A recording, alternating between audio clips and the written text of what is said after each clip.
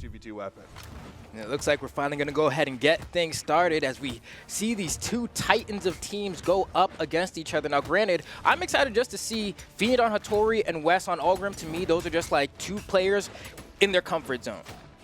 Yeah, and here we go into this game one on APOC, which is apparently where they wanted to play. SAC going in for the recovery there. Ooh. And here's Wess going off the stage, doing crazy offstage things, and Vecinaa stopping Fiend from helping him. But what I was expecting to happen was Fiend going onto the corner there and helping him out as he goes for that pressure. Instead, Wess is actually the one that's playing save his teammate there. And it worked out a little bit, but that edge guard goes over in favor of Vecinaa's cannon play, and the lead goes to the blue team at the very start. Yeah, that was some solid pressure coming out from Vecinaa, launching Fiend over there, and Wess had to come and make that rotation.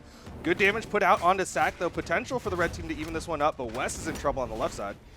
Oh, wait, hold on. He might be able to get back. Yes, he does. And we're taking a look here as Wess has regained center stage, trying to do something with the Rocket Lance, and immediately gets caught by SAC, coming in with the D-Light Gravity Cancel neutral signature. Okay, that was a nice side sig follow-up from SAC there. It does get the knockout onto Wess as well. Vecinaa just, I guess, unable to be knocked out here. And any extra nairs that come through, oh my goodness, Fiend goes down as well. And the team combo, Vecinaa stacking the damage onto SAC. Doesn't really matter.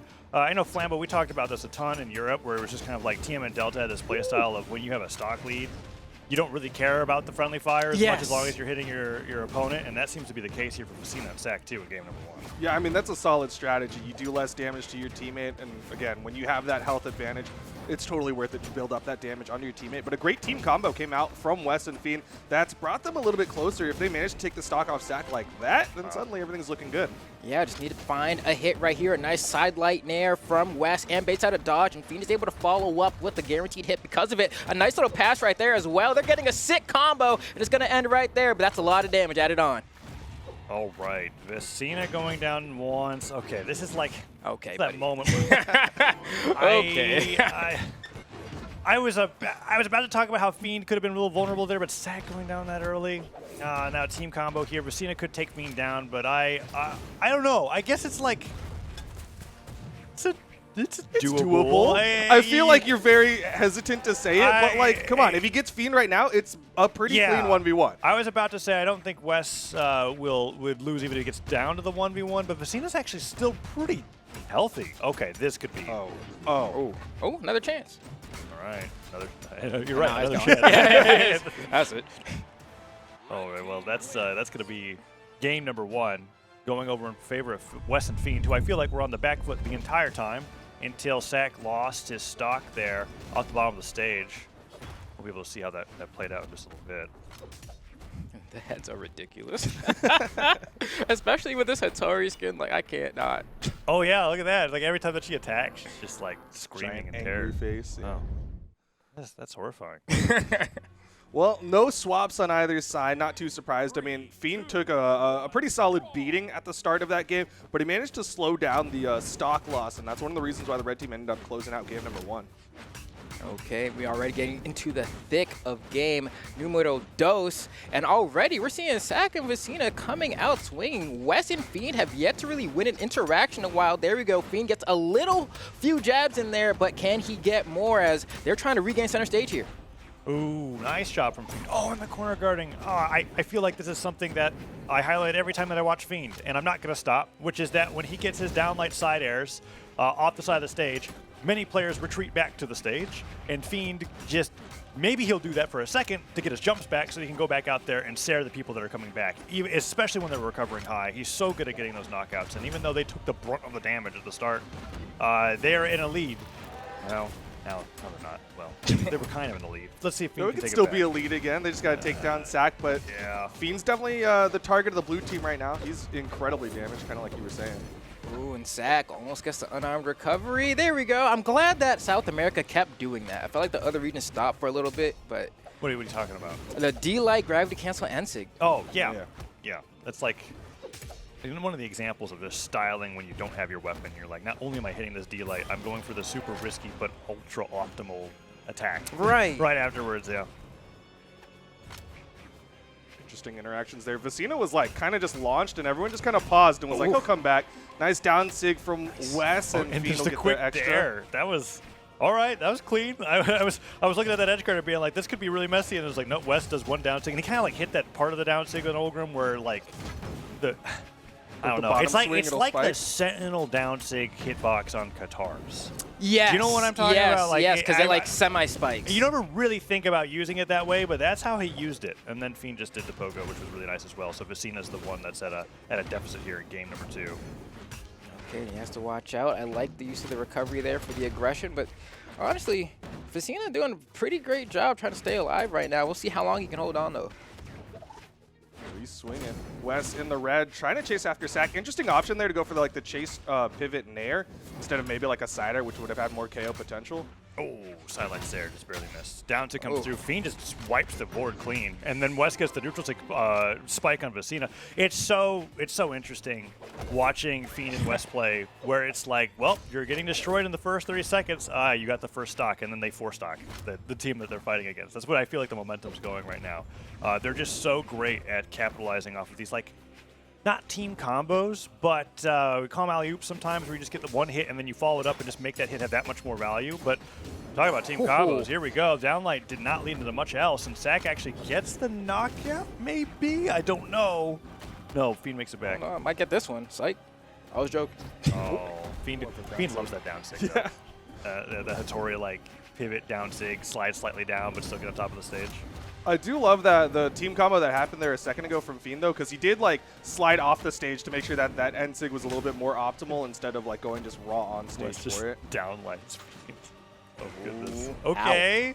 SAC making this difficult. Honestly, I was so ready to write this off. I didn't even talk about whether this was doable or not, but SAC has brought this back pretty decently. Like, Wess had 2 stocks, and now he's in orange. Yeah, no, this was a 4-1 at some point, so SAC actually did an immaculate job, but I mean, you know, like that's a great display, but also like sometimes people have to bet whether or not they think the amount of like energy they consume trying to make that happen versus just going next is. Oh, you're just talking about being in the 1 stock to 4. Yeah. Like, is it worth trying to mash out the rest of the set or game there? Whoa. Or go to the next one? SAC on the Jala. All right, this is cool. Kind of goes against. Flambo and I had a huge like discussion about like when do you break out the theoretically optimal 3 defense legend pick. And it's like usually you lead with it instead of doing it when your back's against the wall. Because if your issue is I'm losing my stocks too fast, typically switching to the Ada or the Thatch or Jala in this case might not always be the best bet. It's one of those characters where I feel like when Axe is strong in 2s, I feel like Jala is one of the best picks if you could pilot her correctly, but people tend to stray away because she has so low defense and also really high dex, and people don't typically care about dexterity with Axe. Yes. Yeah, the risk reward not always there, but really I think this was just something to go alongside Vecinaa's swap over to the Sidra because he put out 285 damage in the last one, so he's looking for a little bit more here in game number 3. And so far, Fiend and Wess doing a great job commanding the stage. Are in the red, though, so the blue team should be able to find a KO relatively soon. But there we go. The tentacles from down under, almost enough, but not quite enough juice. But a follow-up D-Light Tear will close out that stock. And another D-Light Tear on the opposite side of the stage. So clean sweep for the blue team. Yeah, Vecinaa also stock tanking this time around after the Citra switch, which is pretty big because he went down really fast in the previous game. Let's see if they can clean up that stock, though. And SAC, while on his second stock, isn't too damaged, so really getting a lot of value out of this Jala pick. Vecinaa goes down, but SAC is damaging Wess all the while. Whoa, Fiend all the way up there with that Nair, and he's still low on jumps. Like, he's sweating all the way down. Finally lands. Oh, and the good side sig. That was fantastic. Man, SAC went from being healthy to almost getting knocked out so quickly. Okay, Wess. Oh, SAC. All right. I love... It never fails to make me crack up when I watch an Axe player hold ground. They just hold. You have to instill the fear of the gods within you. I mean, it does hit pretty dang hard. And like right after that, Fiend did like 3 sidelights in a row just trying to catch one of the dodges from, I think it was SAC. Oh, that's a good point. Vecinaa off the side of the stage. Nice sidelights there. Catches Wess. I'm not even sure if he had the dodge. I think he dodged right before that. Might have dodged up and then got hit by the sidelight. Everyone's flying. All right, we got some shutdowns. We bring everybody to 1 stock. Vecinaa the one with the 2 stocks left on the board. This is interesting because I feel like SAC, if Vecinaa focuses too much on surviving, and SAC gets stuck in a team combo, you are very vulnerable to losing that stock very fast at 4 defense. Yeah, 100%. I mean, like, The red team's shown they've got those team combos. If they take down SAC, just team combo Jeez. Vecinaa a couple times, and they're good. And we're going to already see. Trying to get these follow-ups here. The red team trying to reconvene, but Wess with an aggressive recovery back to stage. All right, here we Manages go. to go ahead and push this. Everyone's down to the final stocks. what A was that nice angle? spike. SAC, can you make it back? Tries to save. It might be a double KO here. No. Vecinaa is still kicking. But Nair. what is that? Nair gravity cancel neutralite. That's so No, sick. Went Wess for is the so active good. frame so the teammate could come over. You saw Fiend rotate, try to get some damage there. That was so sick. That was amazing. And it was Cheaters, man. like ground pound comes through, tries to silent him as well. He gets a neutralite on the dodge and the weapon throw. That's just Wess. Wess just being so aggressive. Gravity cancel silent Sair. That was brutal. Like in cases like that, I feel like I would say, oh, they're both in red. It's possible to get this 2v1 comeback. But actually, Fiend and Wess are just they cannot be contained in this situation. They just completely destroyed them. They were playing so fast that all Vecinaa could do was try to survive, and it only lasted for so long. And they get that's a very quick 3-0. Yeah, the second they saw the offstage engagement on SAC, it was like, all right, time to just hit the gas pedal.